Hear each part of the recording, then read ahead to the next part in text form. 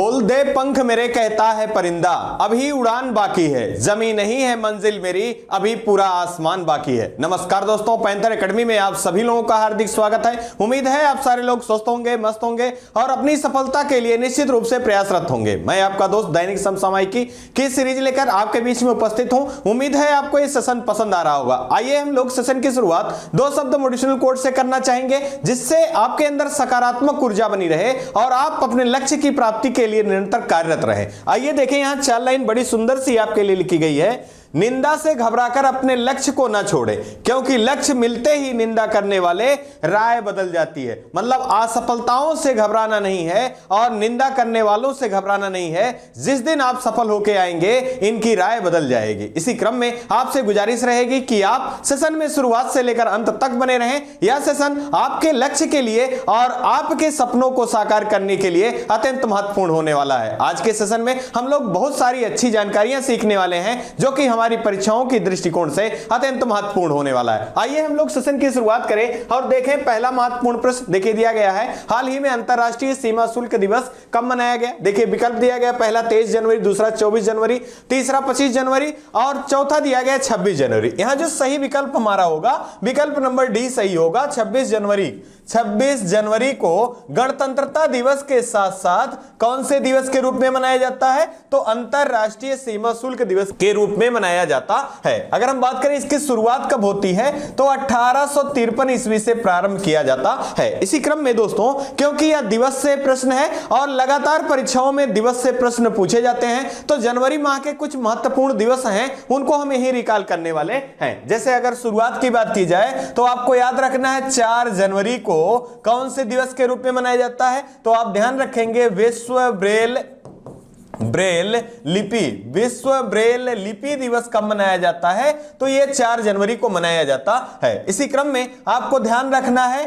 9 जनवरी के बारे में, तो 9 जनवरी को प्रवासी भारतीय दिवस के रूप में मनाया जाता है। इसी क्रम में अगर हम बात करें कौन सा था आपकी बार, तो 2023 का 17वां था और इसका आयोजन इंदौर में किया गया। अगर हम बात करें 10 जनवरी की दोस्तों, तो याद रखना है 10 जनवरी को विश्व हिंदी दिवस, कौन सा दिवस, विश्व हिंदी दिवस मनाया जाता है। और राष्ट्रीय हिंदी दिवस की बात करें तो 14 सितंबर को मनाया जाता है। इसी क्रम में आपको याद रखना है 12 जनवरी के बारे में दोस्तों, तो राष्ट्रीय युवा दिवस, कौन सा, राष्ट्रीय युवा दिवस मनाया जाता है, जबकि अंतरराष्ट्रीय युवा दिवस 12 अगस्त को मनाया जाता है। इसी क्रम में 16 जनवरी को ध्यान रखना है दोस्तों, ये स्टार्टअप दिवस के रूप में मनाए जाने की घोषणा की गई है। यह भी अत्यंत महत्वपूर्ण है। इसी क्रम में आप ध्यान रखेंगे 23 जनवरी को किस दिवस के रूप में मनाया जाता है, तो पराक्रम दिवस के रूप में मनाया जाता है, जो कि नेताजी सुभाष चंद्र बोस जी से संबंधित है। दोस्तों अगला जो है हमारा वो 24 जनवरी है। 24 जनवरी के बारे में बात की जाए तो अंतरराष्ट्रीय शिक्षा दिवस के रूप में, साथ ही साथ उत्तर प्रदेश स्थापना दिवस के रूप में भी मनाया जाता है। अगर हम बात करें 25 जनवरी की, तो यह भी अत्यंत महत्वपूर्ण है। 25 जनवरी को राष्ट्रीय मतदाता दिवस,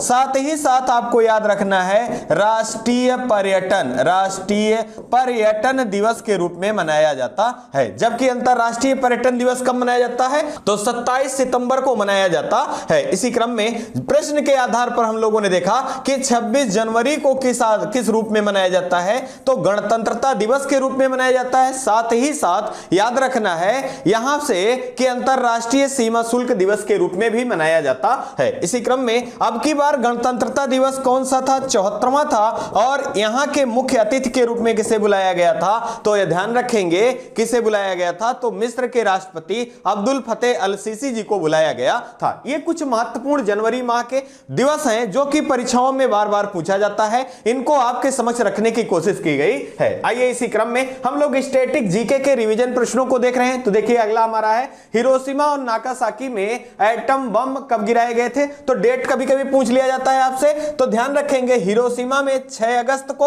और नागासाकी में 9 अगस्त को यह परमाणु घटना किसके द्वारा? तो यूएसए के द्वारा किया गया था, यह भी ध्यान रखना है। इसी क्रम में ध्यान रखेंगे इंदिरा गांधी वन्य अभयारण्य किस प्रदेश में है? तो यह तमिलनाडु राज्य में स्थित है। और हिरोशिमा नागासाकी किस देश से संबंधित है? तो यह भी ध्यान रखेंगे ये जापान देश से संबंधित है और इनका उपनाम भी रखा गया था लिटिल मैन और फैट मैन के नाम से भी इनको जाना जाता है। आइए इसी क्रम में अगले प्रश्न को हम देख लें। हाल ही में पद्म पुरस्कारों की घोषणा किया गया, पद्म विभूषण पुरस्कार कितने लोगों को प्रदान किया गया? यह अत्यंत ही महत्वपूर्ण प्रश्न है। आप 2023 के किसी भी परीक्षा की तैयारी कर रहे हो और आप उस परीक्षा में बैठेंगे जहां पर करंट अफेयर के क्वेश्चन पूछे जा रहे हैं, वहां यह प्रश्न जरूर आपको दिखाई देगा। इसके विभिन्न पहलुओं को आज हम लोग देखने वाले हैं, समझने वाले हैं और परीक्षा की दृष्टिकोण से कौन सा प्रश्न अत्यंत महत्वपूर्ण है उनको आपको जरूर नोट डाउन करना है। आइए हमारा यहां विकल्प देखें। तो विकल्प दिया गया पहला 6, दूसरा दिया गया 9, तीसरा दिया गया 11, चौथा दिया गया 4। यहां दोस्तों पूछा जा रहा है पद्म विभूषण के बारे में, तो पद्म विभूषण सम्मान 6 लोगों को दिया गया है। इसी क्रम में अगर हम बात करें मित्रों पद्म सम्मान की इसकी शुरुआत कब होती है दोस्तों? तो आपको ध्यान रखना है 1954 ईस्वी में पद्म सम्मानों का शुरुआत किया जाता है। इसी क्रम में कभी कभी ऐसा भी प्रश्न पूछा जाता है दोस्तों कि भारत का सर्वोच्च सम्मान के वरीयता क्रम में कौन कौन से सम्मान वरीयता में आते हैं, पहले, दूसरे, तीसरे, चौथे स्थान पर? तो इस क्रम में हम एक शेड्यूल देख लेंगे। जैसे अगर भारत का सर्वोच्च सम्मान की बात की जाए दोस्तों, तो भारत रत्न जो है ये पहले स्थान पर है। इसी क्रम में दूसरे स्थान पर कौन सा आता है? तो पद्म पुरस्कार आते हैं। कौन आते हैं? पद्म पुरस्कार आते हैं। और यह पद्म पुरस्कार 3 कैटेगरी में दिया जाता है और पद्म पुरस्कारों में सबसे बड़ा पुरस्कार कौन होता है? तो पद्म विभूषण सम्मान जो है ये पद्म सम्मानों में सबसे बड़ा होता है। और दूसरे स्थान पर कौन होता है? तो ध्यान रखेंगे पद्म भूषण सम्मान। साथ ही साथ तीसरा जो स्थान होता है ये पद्मश्री सम्मान का है। इसी क्रम में संख्या भी आपसे पूछी जा सकती है, तो आप ध्यान रखेंगे पद्म विभूषण सम्मान कितने लोगों को?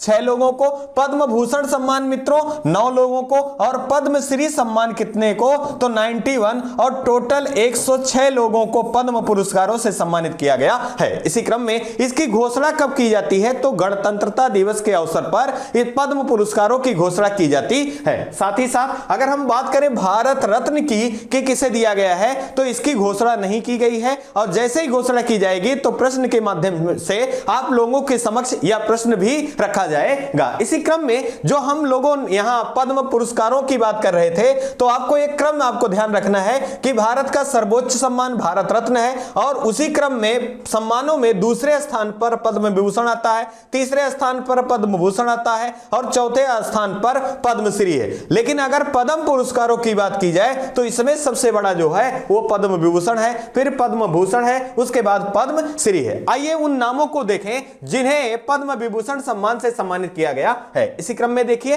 ये कुछ महत्वपूर्ण जो नाम 6 लोग हैं इनका नाम दिया गया है और किस आधार या किस क्षेत्र से संबंधित है यहां से भी प्रश्न पूछे जाते हैं। देखिए यहां पहला प्रश्न दिया गया है श्रीनिवास वर्धन, विज्ञान और इंजीनियरिंग के क्षेत्र में इनको दिया गया है और ये संयुक्त राज्य अमेरिका, कहां से? संयुक्त राज्य अमेरिका के हैं और ये भारतीय मूल के हैं, भारतीय मूल के हैं। अब दोस्तों एक महत्वपूर्ण प्रश्न यहां से पूछा जा सकता है कि पद्म विभूषण सम्मान किस एकमात्र भारतीय मूल के नागरिक को दिया गया है? तो यह प्रश्न अत्यंत महत्वपूर्ण होगा। आप ध्यान रखेंगे श्रीनिवास वर्धन को दिया गया है और इनका क्षेत्र क्या है? विज्ञान और इंजीनियरिंग के क्षेत्र में। अगर हम बात करें दूसरे की तो यह भी अत्यंत महत्वपूर्ण है। हाल ही में हम लोगों ने दोस्तों इनके बारे में पढ़ा है कि 95 वर्ष की अवस्था में इनका निधन हुआ है। इनका नाम बालकृष्ण दोषी है और ये गुजरात राज्य से संबंधित हैं। आपको ध्यान रखना है मरणोपरांत इनको दिया गया है, वास्तुकला के क्षेत्र में इन्होंने कार्य किया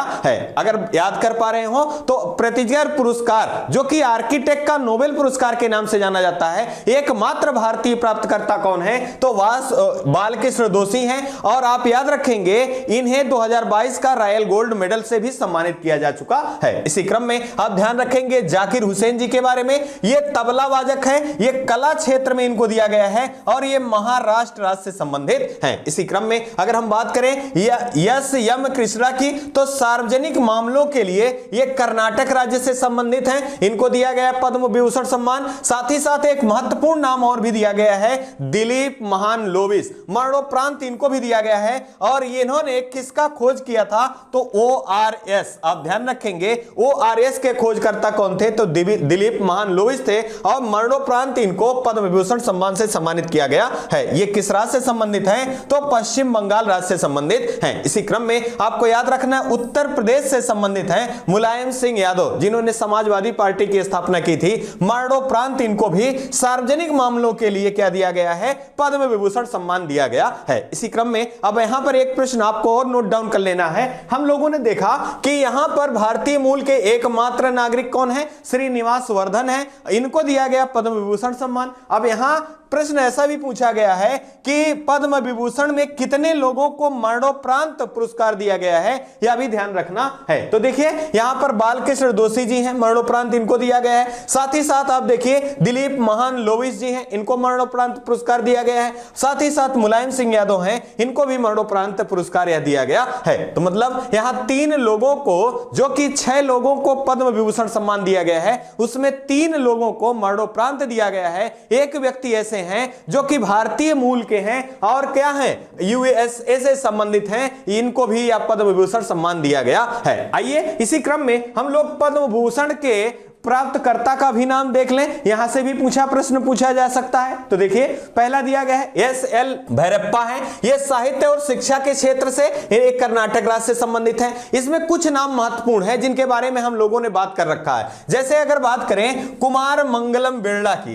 तो व्यापार और उद्योग के क्षेत्र में इनको पद्म भूषण सम्मान से दिया गया है और ये महाराष्ट्र राज्य से संबंधित है। इसी क्रम में हम लोगों ने कई बार बात कर रखा है दीपक धर के बारे में, विज्ञान और इंजीनियरिंग के क्षेत्र में ये महाराष्ट्र राज्य से संबंधित है। और कार्य क्षेत्र की बात करें तो आपको याद रखना है IIT कानपुर से संबंधित हैं और भारत के एकमात्र बोल्टमान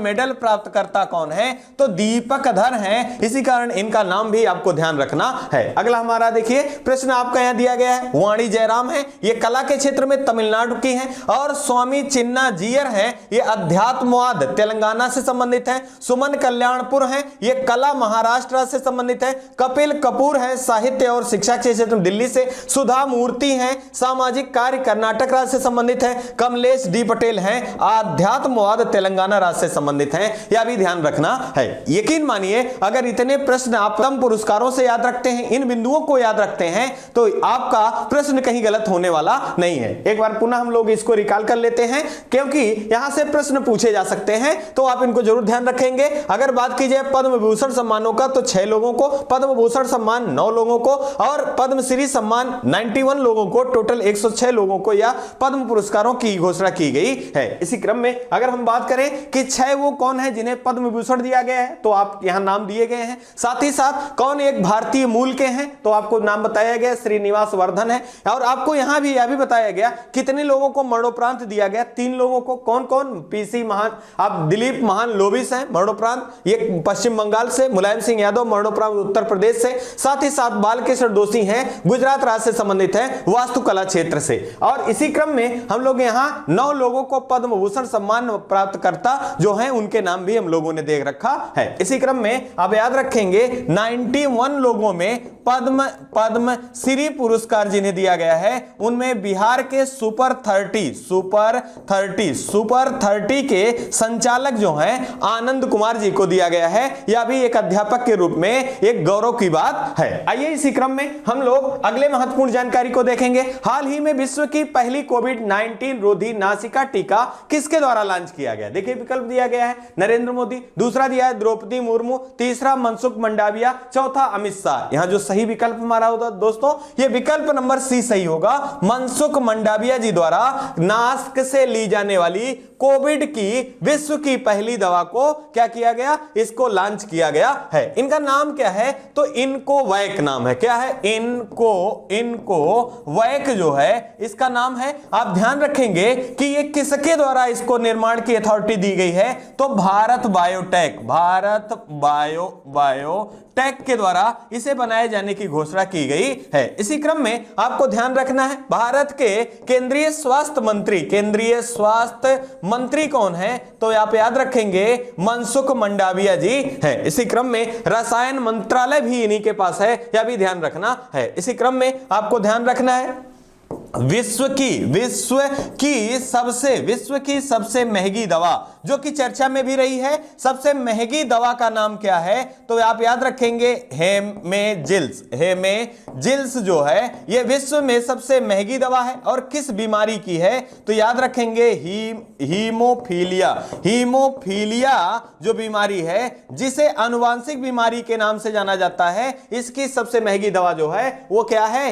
हेमेजिल्स है। और आप याद रखेंगे। इसी क्रम में आपको याद रखना है ह्यूमन पैपियोलोमा वायरस, यह इसके द्वारा सर्वाइकल कैंसर होता है। और सर्वाइकल कैंसर की पहली बार दवा किसके द्वारा बनाया गया है? तो सीरम इंस्टीट्यूट के द्वारा बनाया गया है। आपको ध्यान रखना है यह भी। साथ ही साथ हाल ही में चर्चा में रहा है लंपी वायरस।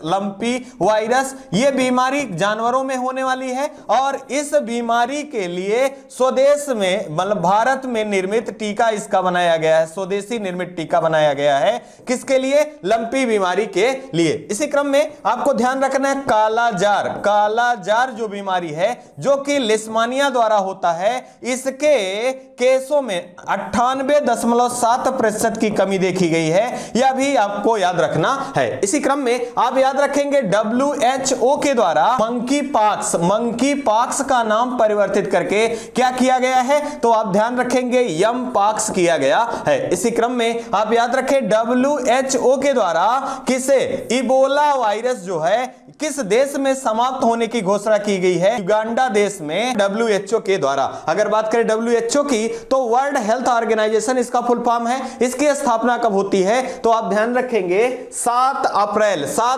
1945 को इसका गठन होता है। और इसका मुख्यालय कहां है? जिनेवा में है। और आप ध्यान रखेंगे कि प्रत्येक वर्ष 7 अप्रैल को विश्व स्वास्थ्य दिवस के रूप में मनाया जाता है। इसी क्रम में कुछ बीमारियां हैं जिनका लक्ष्य रखा गया है किस वर्ष तक समाप्त करने का, तो यह भी यहां रिकॉल कर ले। जैसे अगर बात की जाए टीबी बीमारी की, तो यह बैक्टीरिया के द्वारा होने वाली बीमारी है और भारत के द्वारा 2025 तक का लक्ष्य रखा गया है। इसी क्रम में आपको ध्यान रखना है मलेरिया बीमारी का 2030 का लक्ष्य रखा गया है भारत के द्वारा, यह भी आपको ध्यान रखना है। इसी क्रम में आइए हम लोग पुनः एक बार रिवीजन की सीरीज को देख लेते हैं। IUCN की रेड लिस्ट किसके बारे में जानकारी देती है? तो लुप्त होती प्रजातियां जो हैं उनको इस संस्थान के द्वारा जारी किया जाता है या संरक्षित करने की घोषणा की जाती है। तो IUCN के द्वारा जो कि रेड लिस्ट में विलुप्त होती प्रजातियों के बारे में जानकारी दी जाती है। अगला हमारा है पृथ्वी सम्मेलन का दूसरा नाम क्या है? तो आप ध्यान रखेंगे रियो सम्मेलन जो है। और पहला पृथ्वी सम्मेलन कब होता है? तो 1992 में। कहां होता है? तो रियो डी जेनेरियो जो कि ब्राजील का शहर है। और कब होता है? 1992 में। इसी क्रम में 1997 में जो कि रियो प्लस 5 के नाम से जाना जाता है, यह दूसरा सम्मेलन होता है पृथ्वी सम्मेलन, जिसे रियो सम्मेलन के नाम से भी जाना जाता है। आइए इसी क्रम में अगली महत्वपूर्ण जानकारी को देखेंगे। हाल ही में महिला प्रीमियर लीग के पहले सीजन 2023 के लिए कितनी टीमें बनाई गई हैं? अत्यंत महत्वपूर्ण यह प्रश्न है। तो देखिए विकल्प दिया गया है 4, दूसरा दिया गया 5, तीसरा दिया गया 6, चौथा दिया गया 8। यहां जो सही विकल्प हमारा होगा विकल्प नंबर बी सही होगा। 5 टीमों का गठन किया गया है। अब यहां इंपॉर्टेंट इसलिए है दोस्तों क्योंकि इसमें कहा जा रहा है कि महिला प्रीमियर प्रीमियर लीग, महिला प्रीमियर लीग। और ये कौन सा चरण होगा? ये पहला चरण होगा और 2023 के लिए तो आप ध्यान रखेंगे पहली बार है, इसी कारण यह चर्चा में भी है और यहां से प्रश्न बनने की संभावना भी है। तो कौन सी, किसके द्वारा इसका किया गया है? तो बीसीसीआई के द्वारा। अगर बीसीसीआई की बात करें तो 1928 ईस्वी में इसकी स्थापना होती है और इसका मुख्यालय कहां है? मुंबई में स्थित है। वर्तमान में इसके अध्यक्ष कौन है? तो रोजर बिन्नी है। इन्होंने किसका स्थान लिया है? तो सौरभ गांगुली जी के स्थान पर चुने गए हैं। इसी क्रम में वो कौन कौन सी 5 टीमें हैं उनका नाम भी आपको याद रखना है। तो पहला जो है ये दिल्ली है, इसी क्रम में दूसरे की बात करें तो लखनऊ है, तीसरे की बात करें तो मुंबई है, चौथे की बात करें तो अहमदाबाद है और पांचवें की बात करें तो बेंगलुरु जो है। ये 5 टीमें जो हैं महिला प्रीमियर लीग के पहले सीजन के लिए नामित की गई हैं।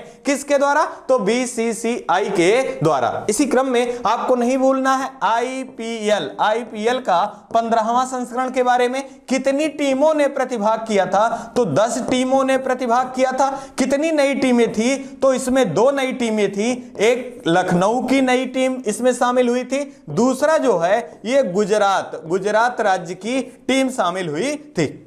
इसी क्रम में इसका आयोजन कहां किया गया था? तो यूएई में। और इसका स्पॉन्सर कौन था? तो टाटा जो है इसका स्पॉन्सर था। साथ ही साथ आपको याद रखना है विजेता टीम के रूप में कौन रहा है? तो याद रखेंगे गुजरात की टीम विजेता रही और उप विजेता के रूप में राजस्थान रॉयल्स होता है। इसी क्रम में अगर आईपीएल की बात करें कि शुरुआत कब से होती है? तो 2008 से इसमें इसकी शुरुआत होती है और सर्वाधिक बार आईपीएल का किताब कौन सी टीम प्राप्त की है? तो मुंबई इंडियंस जो है ये 5 बार आईपीएल का किताब जीत चुकी है। अगर हम बात करें 15वें संस्करण की तो यहां पर आपसे पूछा जाता है ऑरेंज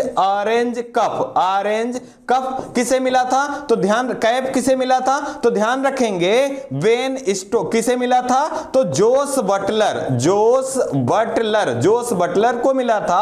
और पर्पल कैप किसे मिला था? तो याद रखेंगे यजुवेंद्र चहल को दिया गया था। अगला हम यहां से एक प्रश्न ध्यान रखेंगे, हाल ही में आईपीएल के खिलाड़ियों की नीलामी हुई है, इसमें सबसे महंगे खिलाड़ी के रूप में किसे चुना गया है? तो सैम करन को चुना गया है। यह भी ध्यान रखना है। ये कुछ महत्वपूर्ण जानकारियां हैं, आपको इनको जरूर याद रखना होगा। आइए इसी क्रम में हम लोग रिवीजन को एक बार पुनः देख लें। नेपोलियन के पतन के बाद फ्रांस का राजा कौन बना? तो लुई 18 जो है ये राजा बने थे। अमेरिका की खोज किसके द्वारा और कब की गई थी? तो निकोलस कोलंबस, क्रिस्टोफर कोलंबस के द्वारा और 1492 ईस्वी में किया गया था। और अमेरिका की राजधानी क्या है? वाशिंगटन डीसी है। और यहां का राष्ट्रीय खेल क्या है? तो बेसबॉल है। और यहां के पहले राष्ट्रपति कौन चुने जाते हैं? तो ध्यान रखना है जॉर्ज वाशिंगटन को चुना जाता है। वर्तमान में कौन है? तो ध्यान रखेंगे जो बाइडेन साहब हैं यहां के राष्ट्रपति। और पहली उप राष्ट्रपति महिला के रूप में चुने जाने वाली भारतीय मूल की महिला कौन है? तो कमला हैरिस है। कौन है? कमला हैरिस हैं। यह भी आपके लिए अत्यंत महत्वपूर्ण प्रश्नों में है। आइए दोस्तों इसी क्रम में हम लोग अगली जानकारी को सीखें। हाल ही में ई निरीक्षण सॉफ्टवेयर के माध्यम से किसे क्षेत्रीय भाषा में उच्च न्यायालय के निर्णयों को अनुवाद किया जाएगा? आपका ध्यान रखना है, यहां पूछा जा रहा है ई निरीक्षण सॉफ्टवेयर किसके द्वारा प्रारंभ किया गया? तो आपको ध्यान रखना है उच्चतम न्यायालय के द्वारा लॉन्च किया गया है। यहां आप ध्यान रखेंगे कि जो सर्वोच्च न्यायालय है उसके जो निर्णय होंगे अभी तक अंग्रेजी भाषा में ही जारी किया जाता था, लेकिन अब से इसे एक कमेटी के आधार पर यह निर्णय लिया गया है कि ये अन्य भाषाओं में इसका निर्णय जो होगा सर्वोच्च न्यायालय का उसे जारी किया जाएगा। अब इसी प्रश्न के आधार पर अगर देखें तो वो कौन कौन सी भाषाएं हैं, यही इस प्रश्न के माध्यम से पूछा जा रहा है। हम बात करें पहले की तो तमिल भाषा, दूसरा हिंदी है, तीसरा उड़िया है और चौथा जो आपका दिया है उपरोक्त सभी। यहां जो हमारा सही विकल्प होगा आप ध्यान रखेंगे तमिल, हिंदी, उड़िया भाषा और गुजराती। ये 4 भाषाएं हैं। इन 4 भाषाओं भाषाओं में सर्वोच्च न्यायालय के निर्णयों को अब क्या किया जाएगा, अब इन 4 भाषाओं में क्या किया गया, जारी किया जाएगा। ऐसा निर्णय दिया गया है किसके द्वारा, तो आपको ध्यान रखना है भारत के 50वें मुख्य न्यायाधीश कौन है, तो ये ध्यान रखेंगे भारत के 50वें मुख्य न्यायाधीश के रूप में डीवाई चंद्रचूड़ जी द्वारा ऐसा बताया गया है। इसी क्रम में अगर हम बात करें, इन्होंने हाल ही में 50वें मुख्य न्यायाधीश के रूप में शपथ लिया है। तो इससे पहले कौन थे 49वें के रूप में, तो यह भी ध्यान रखेंगे यू ललित जी, ये भारत के 49वें मुख्य न्यायाधीश के रूप में थे। इसी क्रम में आपको याद रखना है कि सर्वोच्च न्यायालय राज्य व्यवस्था के किस अनुच्छेद से वर्णित है, तो ध्यान रखेंगे अनुच्छेद 124 से अनुच्छेद 147 तक सर्वोच्च न्यायालय के बारे में वर्णन है। साथ ही साथ यहां से भाग भी आपसे पूछा जाता है, किस भाग में वर्णित है, तो भाग 5 में वर्णित है। अगर आपसे पूछा जाए कि भारत के पहले सर्वोच्च न्यायालय के मुख्य न्यायाधीश के रूप में किसे नियुक्त किया जाता है, तो हीरालाल कानिया जी को नियुक्त किया जाता है। यह भी ध्यान रखना है। इसी क्रम में आपको ध्यान रखना है कुछ महत्वपूर्ण जानकारियां और भी पूछी जा सकती हैं, जैसे सर्वोच्च न्यायालय के द्वारा हाल ही में फास्टर ऐप और सुपेस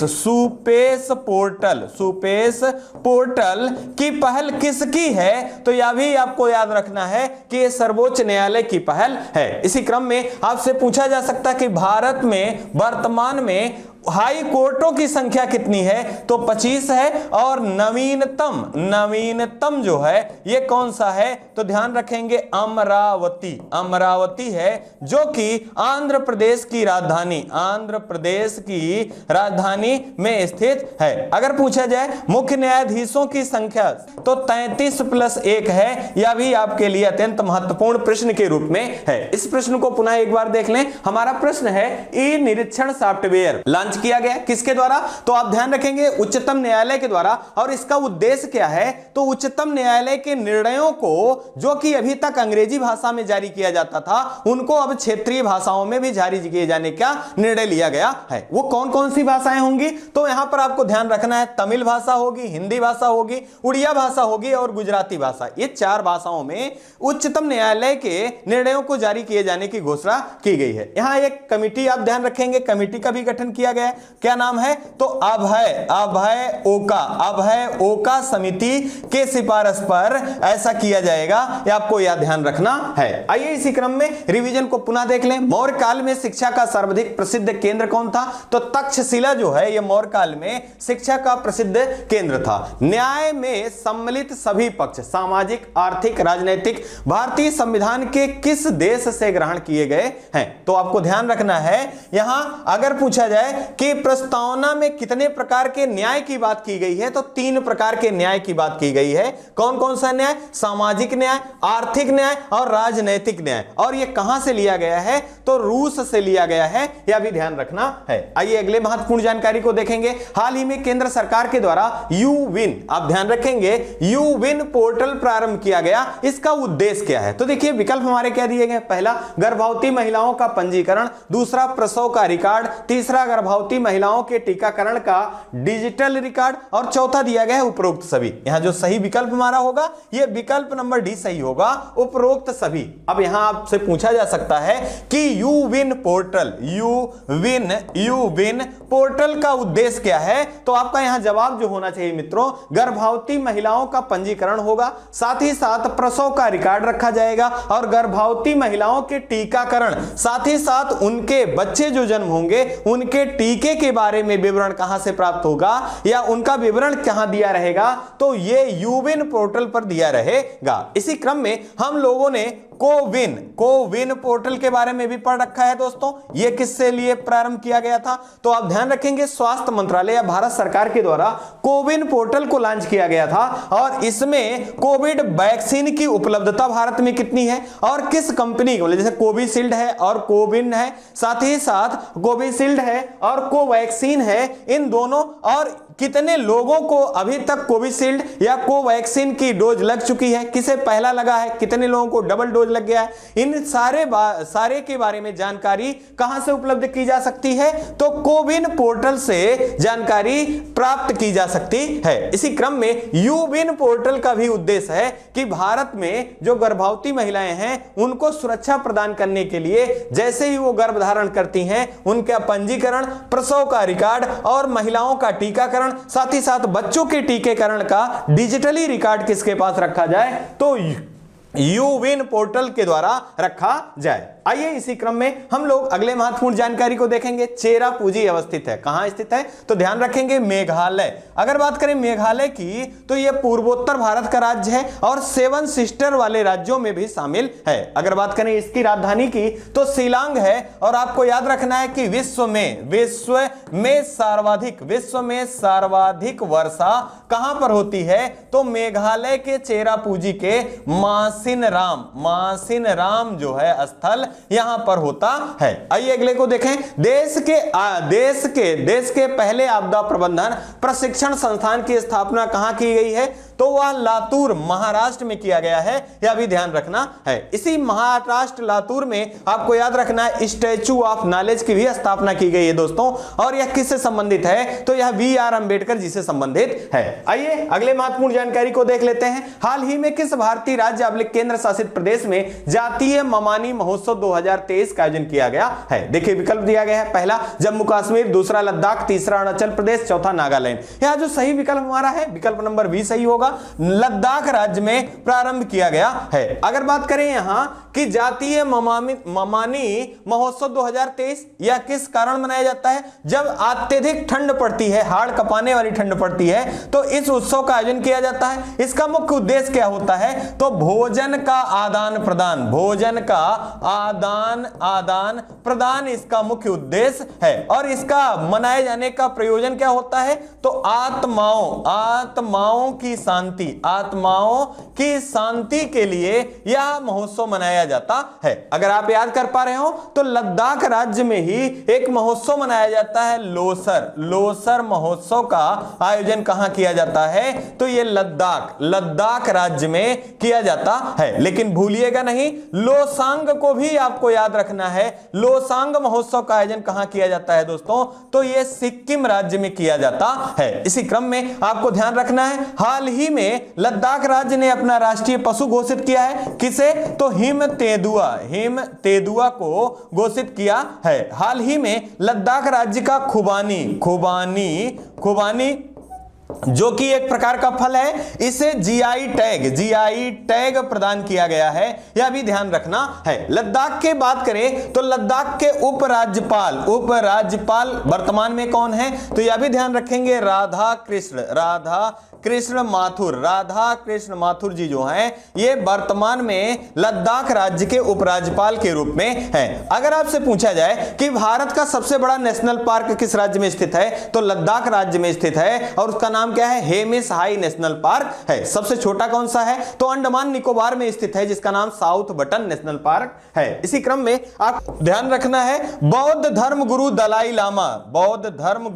दलाई लामा को हाल ही में किस राज्य का सर्वोच्च सम्मान दिया गया है? तो लद्दाख राज्य का सर्वोच्च सम्मान से सम्मानित किया गया है। यह भी आपके लिए अत्यंत महत्वपूर्ण प्रश्न के रूप में है। इसी क्रम में क्योंकि यह कला और संस्कृति की दृष्टिकोण से अत्यंत महत्वपूर्ण प्रश्न है, तो कुछ महत्वपूर्ण कला संस्कृति की दृष्टिकोण से फेस्टिवल हैं जो कि मनाए जाते हैं। जैसे बात करें नागालैंड में तो हार्नबिल महोत्सव का आयोजन किया जाता है। इसी क्रम में आप ध्यान रखेंगे पोंगल और जल्लीकट्टू का आयोजन कहां किया जाता है? तो आप ध्यान रखेंगे ये तमिलनाडु राज्य में किया जाता है। अगर आपसे पूछ लिया जाए ओणम का कहां आयोजन किया जाता है? तो केरल राज्य में किया जाता है। इसी क्रम में आपको याद रखना है रज पर्व या रजा पर्व का आयोजन कहां किया जाता है? तो उड़ीसा राज्य में किया जाता है। इसी क्रम में रथ यात्रा भी याद रखेंगे, रथ यात्रा ये कहां आयोजित किया जाता है? उड़ीसा में।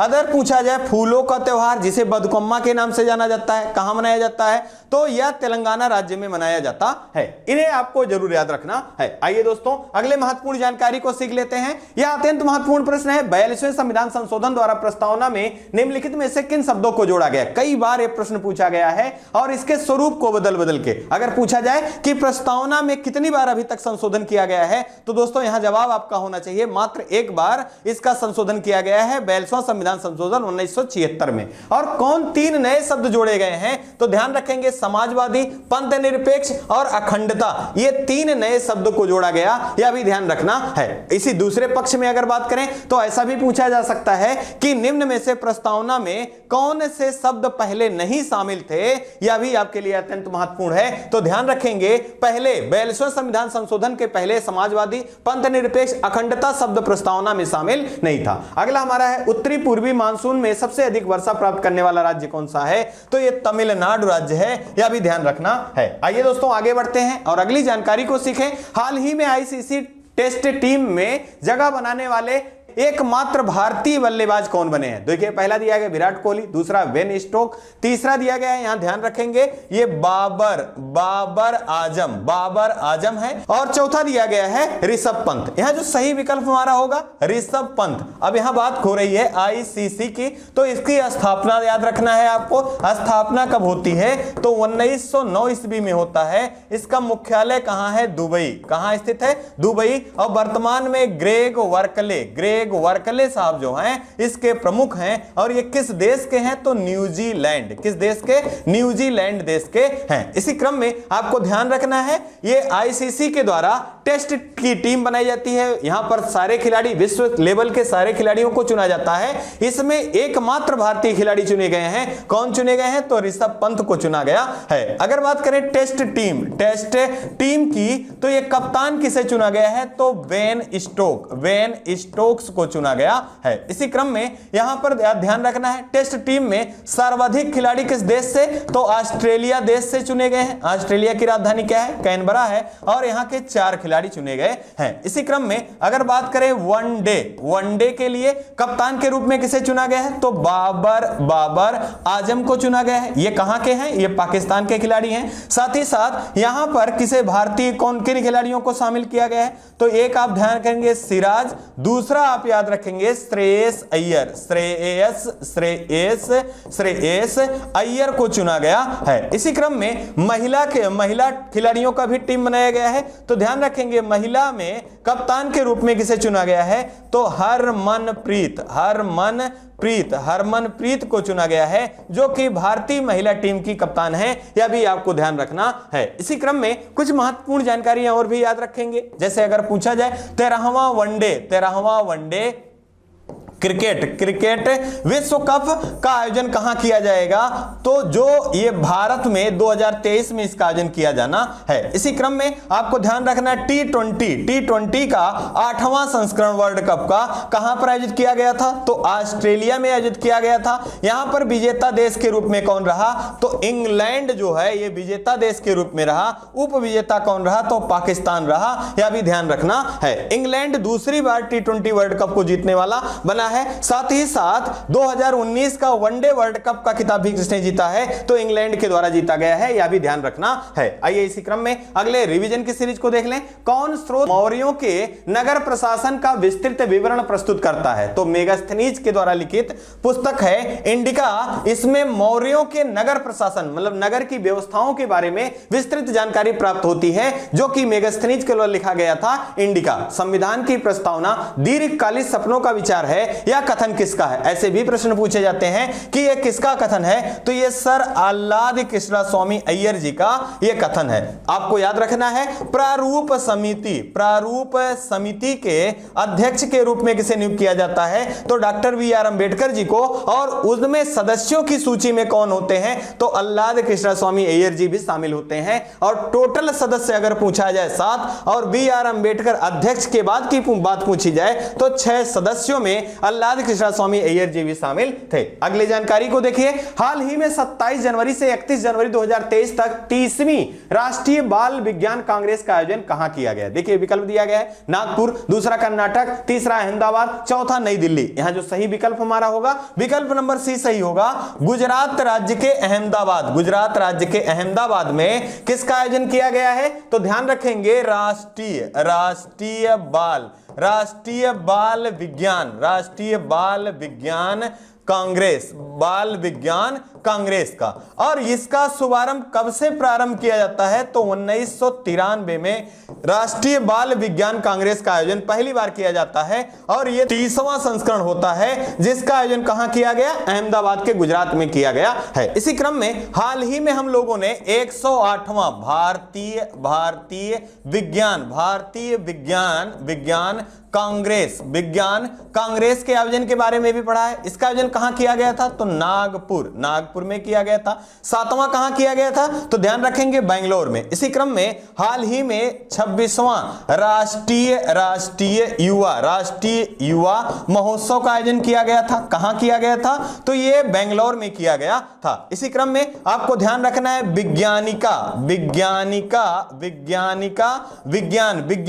विज्ञान साहित्य महोत्सव का आयोजन हाल ही में किया गया है। कहां किया गया है, तो मध्य प्रदेश की राजधानी भोपाल में किया गया है। यह भी आपको ध्यान रखना है, ये महत्वपूर्ण जानकारियां हैं। साथ ही साथ अभी हाल ही में क्या राष्ट्रीय बाल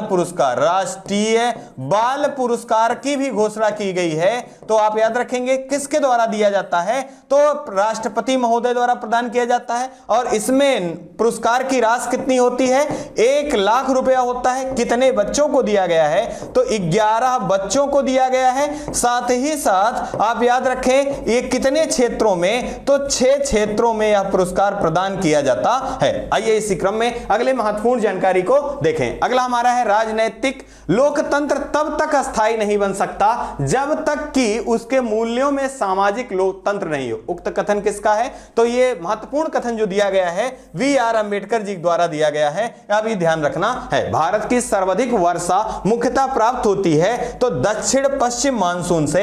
यह प्रश्न कई बार पूछा गया है कि भारत की सर्वाधिक वर्षा किससे प्राप्त होती है, किसके द्वारा प्राप्त होती है, तो दक्षिण पश्चिम मानसून से प्राप्त होता है। आइए इसी क्रम में हम लोग सेशन के लास्ट और महत्वपूर्ण प्रश्न को देख लें। हाल ही में ऑस्ट्रेलियन ओपन 2023 के मिक्स डबल्स की विजेता कौन बनी? देखिए यहां विकल्प दिया गया, पहला सानिया मिर्जा और रोहन बोपन्ना, दूसरा लुइसा स्टेफनी राफेल मोटास, तीसरा ईगा स्वेटेक कार्ला सालकराज, चौथा राफेल नडाल एस्ले बार्टी। यहां जो सही विकल्प हमारा होगा, विकल्प नंबर बी सही होगा, लुइसा स्टेफनी और राफेल मोटास। ये कहां से संबंधित हैं, तो ये ब्राजील देश के खिलाड़ी हैं और ये विजेता बने हैं। अगर हम बात करें ये विजेता हैं तो उप विजेता के रूप में कौन बने हैं, तो ध्यान रखेंगे भारतीय खिलाड़ी सानिया मिर्जा और रोहन बोपन्ना जो है ये उप विजेता बने हैं। किसके, तो आप ध्यान रखेंगे ऑस्ट्रेलिया ओपन 2023 के मिक्स डबल का किताब में। अगर हम बात करें ऑस्ट्रेलिया ओपन किताब की, तो आपको ध्यान रखना है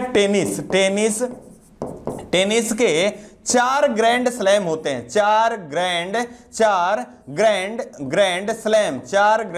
स्लैम होते हैं। इसमें पहला कौन सा होता है और क्रम क्या है, तो यह भी कई बार पूछा गया है। पहला ऑस्ट्रेलिया ओपन होता है। दूसरे की बात करें तो फ्रेंच ओपन होता है। और तीसरे की बात कर लें तो आप विंबलडन ओपन का खिताब होता है। और चौथा जो है ये यूएस ओपन का खिताब होता है। इसी क्रम में क्योंकि यह 2023 का मिक्स डबल युगल का है और इसमें विजेता कौन बनी है, तो लुइसा स्टेफनी और राफेल मोटास जो कि ब्राजील के हैं, और उप विजेता कौन बने हैं? सानिया मिर्जा और रोहन बोपन्ना। इसी क्रम में क्योंकि सानिया मिर्जा हाल ही के दिनों में इन्होंने टेनिस से संन्यास लेने की घोषणा की है, इसी कारण यह प्रश्न अत्यंत महत्वपूर्ण है और आपको ध्यान भी रखना है। इसी क्रम में हम लोग 2022 के जो महत्वपूर्ण 4 ग्रैंड स्लैम हैं उनके विजेता कौन कौन रहे उनको रिकॉल कर लें, तो यहां से प्रश्न अगर हमारे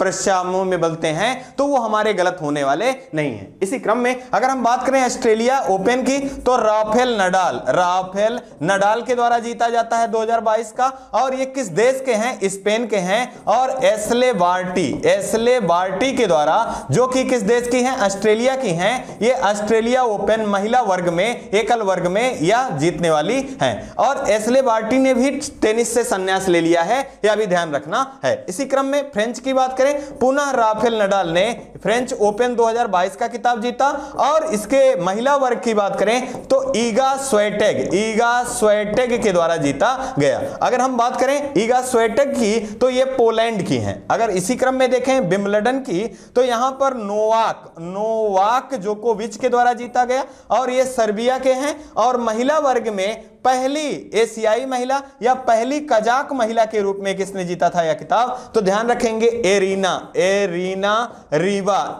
रीवा कीना, जो कि कजाकिस्तान की हैं। इन्होंने पहली बार विंबलडन का खिताब जीता है। इसी क्रम में लास्ट का जो है यूएस ओपन की बात कर लें, तो पुरुष वर्ग में कार्लास अलखराज